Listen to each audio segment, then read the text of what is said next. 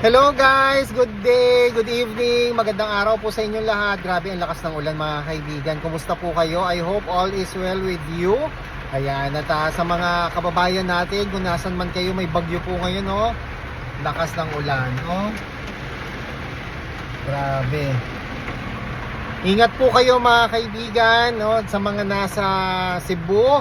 Yan, mga kapatid natin doon, na kababayan po natin na affected po ng earthquake, na kikiramay po tayo sa mga pamilya po na naulila po ng mga yumao, at sa mga kababayan po natin na nandyan naman sa Davao, yung mga nasunugan naman. Grabe na talaga yung nangyayari guys, di ba? Hindi na natin maarok, no, yung nangyayari. Ganun po talaga, wala pong certain sa buhay na ito, no.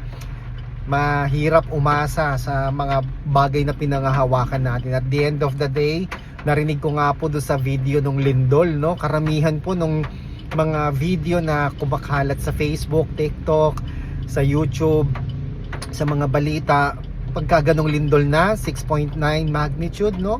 Kahit nga hindi 6.9 magnitude, pagka nilindol ka na, wala kang ibang masasabi kundi Lord, kasi pagdating po ng time na yun, wala ka ng ibang maasahan talaga kundi ang Panginoong Diyos, di po ba?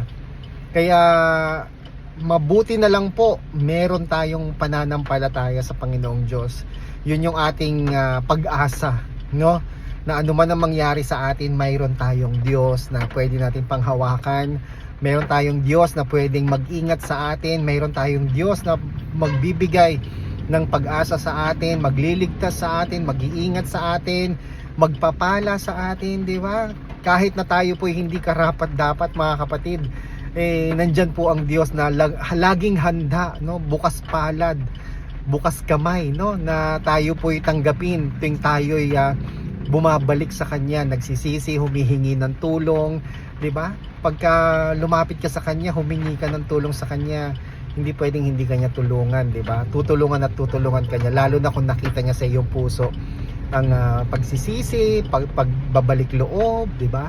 Kaya mga kapatid, kung nasan man kayo ngayon, manatili tayong manalig sa Panginoong Diyos at lagi po tayong umasa sa Kanya, manalig, manampalataya, at isapamuhay po natin yung mga turo, mga aral ni Kristo, lalo na po sa panahon ng mga ganito.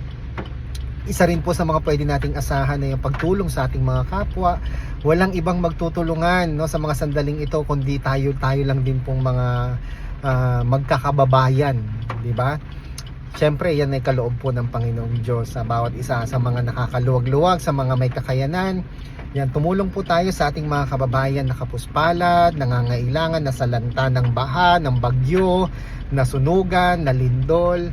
Yung lalo na po yung may mga kakayanan, at sa mga kapatid naman na walang kakayanan pero nandun yung puso nila sa mga tao na nasalanta, malaking bagay din po ang maipanalangin po natin sila sa Panginoong Diyos, dahil sabi nga po, prayers can move mountain.